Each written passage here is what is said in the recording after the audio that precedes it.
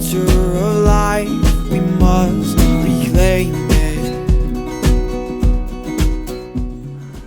Hi, this is Valerie from YouMeAndNFP, and I would like to introduce you to my best friend, my husband. We've been married 10 years now, so we're just going to share our story about how NFP plays out in our life. Hello, I'm Brendan, her happily married husband, and I kind of want to tell a little bit on my part, more in my words, kind of from the guy's standpoint. We actually met back in high school youth group. So I mean, what a better place to meet your future bride than a place where you have that common foundation. And for us, it was our faith, and so we met in high school. And at that time, I had a list of many girlfriends, at the time. So it became very clear, that Val was the one for me. So I asked her out, and we dated, and not too much longer, while we were dating, we were driving in that old rusty Cutlass Sierra, and I told her about NFP, and At the time, he looked at me in the middle of driving and randomly asked, when we're married someday, can we practice NFP? And I've been a lifelong Catholic. In fact, I was on a core team in our youth ministry team, and I had no idea what he was talking to. This word was foreign to me. It was like French or Spanish. And I go, what is NFP? So I started telling her about it, and she didn't really know much about it or hear much about it.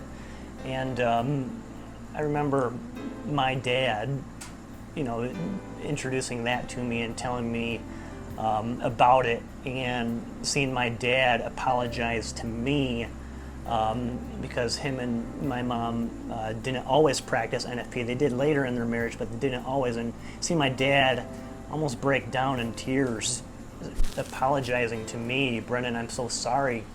I really believe, and your mother and I really believe, that you guys should have had at least another brother or sister, at least another sibling or two. And he apologized to us. And he made it real clear that they practice NFP, the later part, but they didn't at first, and how NFP was such a blessing to their marriage. Just the way they could learn to love each other, and that also at the same point, following what the church's stance as well on marriage, and have an NFP of the practicing way. So I told her about that, and it made sense, and we agreed that that's what we were going to do throughout our marriage, was practice NFP. And after he told me about it, I said, well, yes, we will definitely do NFP when we're married. So down the road, he proposed to me, had this beautiful engagement. We're one of the first places that we met and did an activity together at a youth group ski trip. He brought me back to the ski hill, candles lit, knelt down on his knee, and had this great poem and asked me to marry him. And it was just one of those beautiful moments. So after that, we got into our engagement classes in the Catholic Church, and we also started an NFP class, which was symptothermal method.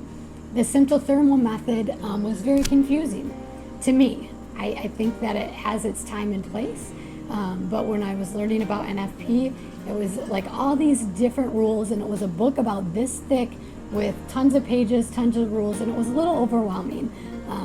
Lucky for us, there was a really great couple teaching us, and that we could go to them for help.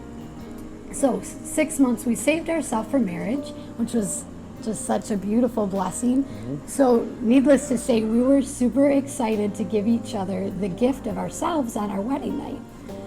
So it's the night before our wedding, and I've been practicing the symptothermal charting for a few months, and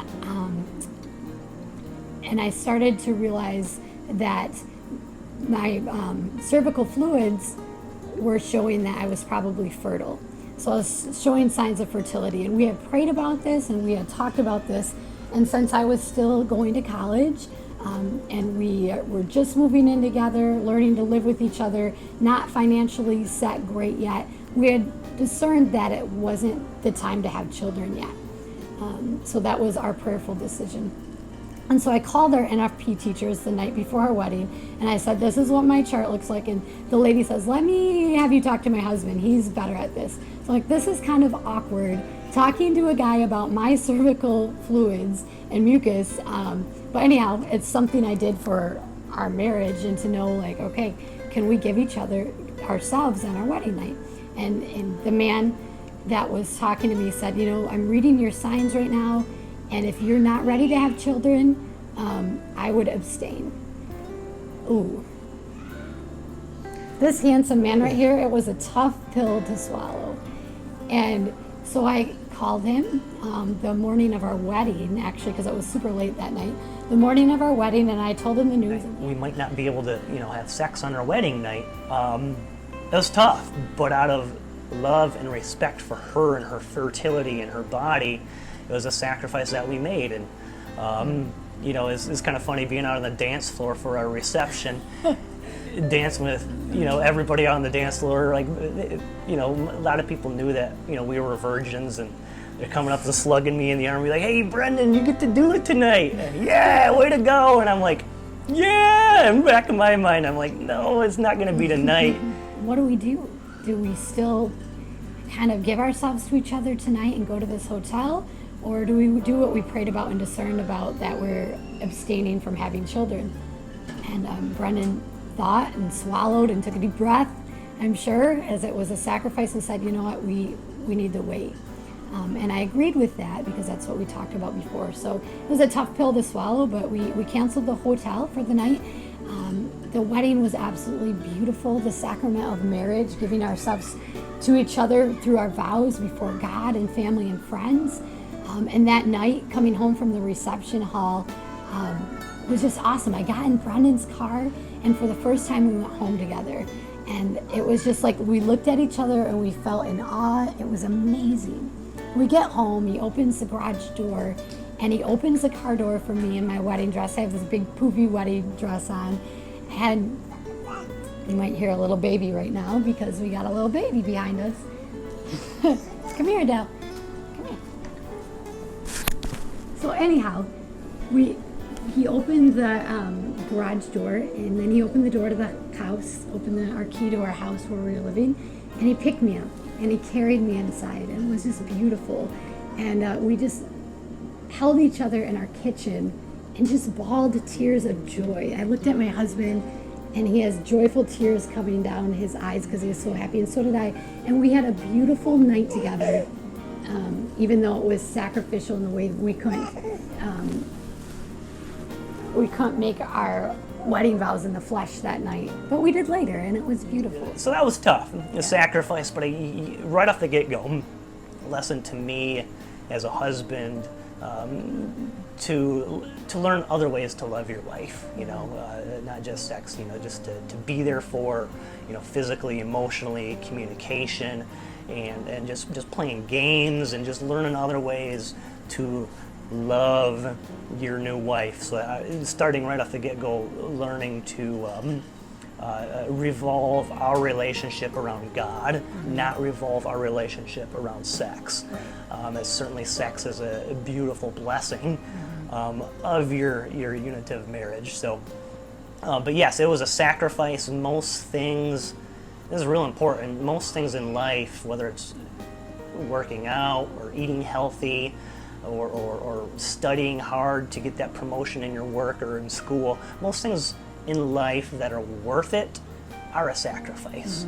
If it was easy, we would all do it, and NFP is no exception. NFP is a sacrifice, but the fruits and the blessings that come from NFP, and how we've seen our marriage grow stronger because of it, and the fruits that come from it, and learning how to love your spouse in different ways besides just sex, and the respect for her and her body and her fertility, is so worth it. The couples that practice NFP, the divorce rate, do you remember what it is? It's almost nothing.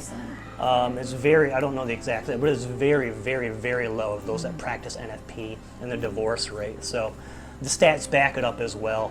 And it has been a major blessing in our marriage, and we continue to practice NFP, and we will. Right. The sacrifices of NFP, it's definitely tough. It's not easy, like Brendan said. But the sacrifices, when we say no to, we're also saying yes during that fertile time to communication with each other, to hanging out with each other, to showing each other love and respect in other ways. So I think it's really made our marriage more well-rounded. Yes, it's hard sometimes, it's not easy, but ultimately it has blessed our marriage, our communication. I'm really proud of our communication in our marriage, and praise be to God for just being in the center of our marriage and blessing us. And thanks to my amazing husband who was able to share his part of the testimony today. Of course.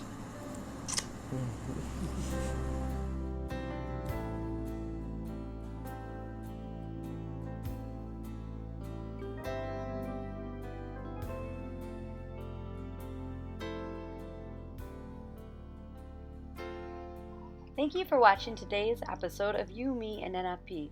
Together, you and me can share NFP. God bless.